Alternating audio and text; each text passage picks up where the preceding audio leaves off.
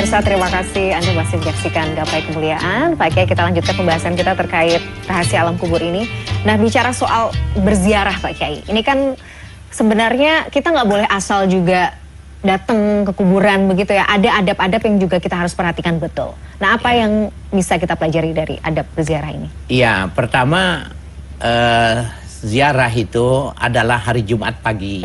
Disunahkan Jumat pagi itu kita berziarah sebelum ke masjid.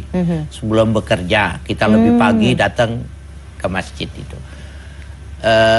Ketika kita berziarah, maka kita harus seperti orang yang sholat, harus menutup aurat. Ya, menutup aurat. Kemudian kita mengucapkan salam di luar. Mau masuk pekarangan, mau masuk pintu itu, maka kita berdoa.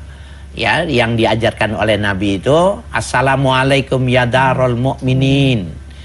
Salam sejahtera wahai penghuni negeri ini.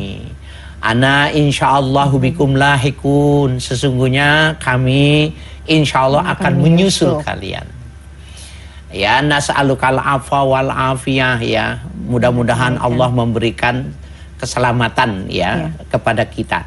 Nah, kepada Anda juga. Maksudnya itu adalah etika. Nah, itu mengucapkannya begini. Kalau ini di studio ini kira-kira ini kepalanya. Ya, ini kepala, ini kakinya. Maka kita ziarah kuburnya itu di sini. Di sini. Jadi kita kan jenazahnya itu menghadap kiblat. Maka kita menghadapi dia. Ini kita mengucapkan Assalamualaikum ya ummi antum salafun wa nahnu bikum lahikun. Salam sejahtera wahai ibuku. Sesungguhnya aku akan menyusulmu. Setelah mengucapkan salam baru ke sini. Maka kita posisinya menghadap kiblat. Pada posisi menghadap kiblat itu baru kita ya membaca apa yang kita bisa membacanya. Kalau mata yassara minal Quran ini maksudnya kapasitas orang yang ziarahnya itu siapa kira-kira. Ya kalau orang yang hafal Quran bagus kalau dia bisa membaca sebanyak mungkin yang dia lakukan. Nah, kemudian kita memberikan ya apa itu hadiah kepada almarhum dan almarhumah yang di alam barzah itu. Jadi walaupun ini masih ada ikhtilaf ya, ini termasuk yang diperdebatkan ya. Pak Kiai, misalnya ada kerabat kita atau keluarga kita yang sudah meninggal. Jadi sebenarnya apa yang hadiah ya yang bisa mungkin kita berikan kepada saudara-saudara kita yang sudah mendahului kita ini gitu loh, supaya nanti juga apa ya bisa menjadi penerang juga di alam kubur bagi mereka yang sudah meninggal. Ya, salah satu hadis yang bisa kita pedomani, Rasul Shallallahu Alaihi Wasallam pernah berwasiat kepada Sayyidina Ali, ya Ali tasaddaq ala mautakum. Hai Ali, bersodakohlah atas nama mayit kalian. Nah, jadi kalau kita cinta sama ibu kita sayang sama bapak kita, maka setiap kali kita mendapatkan rezeki, sebelum kita berikan kepada keluarga kita, maka sebaiknya kita berikan kepada ibu kita dulu. Dan ini rahasia nih Mbak Mila, jangan ngomong sama yang lain bahwa ini dari saya gitu. Begini maksudnya, saya ya Mbak Main dapat rezeki. Kalau saya bilang tadi saya udah lebih dahulu memasukkan ini, maka istri saya kecewa, berarti ada yang didahulukan gitu. Tetapi kalau saya mendahulukan ibu saya, dia yang lebih penting ketimbang yang lainnya, maka di hadapan Tuhan saya menjadi anak yang berbuat baik pada ibu saya. Begitu yang saya maksud. Jadi apa saja yang kita punya, maka kita harus ingat dulu kepada ibu kita. Iya, orang tua kita. Nah, kira-kira nih ya, kalau kita makan ya, kemudian di tempat orang nih maksudnya, makan di tempat orang, kan berarti rezeki yang kita terima itu ini, atau makan yang kita berikan ini. Kemudian ada kucing, kita ambil saja dagingin satu nih, mudah-mudahan ada pahalanya. Kenapa? Karena kita ingat dulu ini kesenangannya mama, ini kesenangannya papa. Kita memberikan yang semacam itu namanya kita mendahulukan orang tua kita. Punya rezeki seperti itu juga. Ada orang bilang ini, Pak Ustadz, kan kenapa mesti dikeluarkan lebih dulu? Kan bisa aja uang itu dibawa pulang dulu. Kalau dia ngomong, saya sama istri saya bukan 2 yang dikeluarkan, bisa jadi 4 saya suruh. Maka jawabannya biasanya uang kalau sudah masuk kas negara susah keluar. Betul. Jadi sebelum dikeluarkan seret biasanya Pak ya. Harus approvalnya banyak nih. Buat apa nih, buat apa gitu. Nah, betul. Oke. Jadi itu bisa jadi salah satu yang bisa beberapa hal yang bisa kita lakukan. Jadi bersedekah kepada kemudian atas nama orang tua, mendoakan. Bahkan yang mendoakan ini man da'a li nafsihi wa nasiya abawayhima faqad khana alhima. Seorang anak yang berdoa untuk dirinya, panjang umur, banyak rezeki, suaminya begini, anaknya begini, dia lupa mendoakan ibu bapaknya. Anak ini berkhianat sama ibunya, berkhianat sama bapaknya. Anak ini berkhianat sama air susu ibunya. Anak ini berkhianat sama keringat bapaknya. Nah, jadi kalau kita tidak mau berkhianat itu, jangan lupa ketika kita berdoa, sekurang-kurangnya Al-Quran.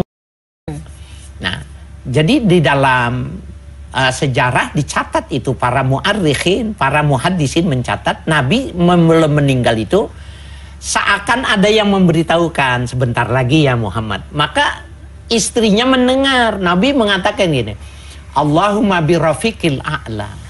Ya Allah, kumpulkan aku dengan rafiqul a'la. Sayyidah Aisyah, istrinya dengar, kalau begitu kau tidak akan bersama kami lagi gitu. Nabi tidak komentar. Nah, sebenarnya Rafiqul A'la itu siapa? Al-Quran mengatakan, ya, man ata Allah wa rasulahu. Siapa yang taat kepada Allah dan taat kepada Rasulnya, ulaikal ladzina an'amallahu alaihim minan nabiyyin wasiddiqin wassuhada wassolihin. Ulaika hasuna rafiqa. Orang yang taat Allah dan Rasulnya, ya, maka dia akan dikumpulkan bersama para nabi, para solihin dan syuhada. Dan mereka itu hasuna rafiqa, sebagus-bagusnya teman. Jadi Nabi waktu mau meninggal itu, ya Allah jangan lupa ya, aku kumpulkan dengan nabi-nabimu, rasul-rasulmu. Sesuai dengan levelnya. Kalau kita minta bareng sama Nabi Muhammad, kayaknya kegedean bajunya. Paling tidak kita ketemu sama guru kita, orang-orang yang kita cintai dan mereka mencintai kita. Oke. Pak Kiai, terakhir ini. Jadi sebenarnya ada banyak faedah atau kebaikan yang bisa kita dapatkan ketika kita berziarah ya. Apa yang bisa kita dapatkan sih kalau kita mungkin merutinkan untuk berziarah ke tempat saudara kita yang sudah mendahului? Nah, kita bisa mengambil, dalam hadis dikatakan aksiru zikra hazimil ladzat. Perbanyaklah oleh kalian itu mengingat kematian. Nah, salah satunya itu berziarah.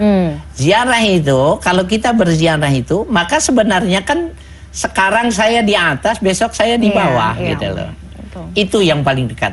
Dan ulama-ulama sufi mengatakan, orang yang mengingat kematian dengan berziarah itu orang yang tidak akan melakukan kesalahan.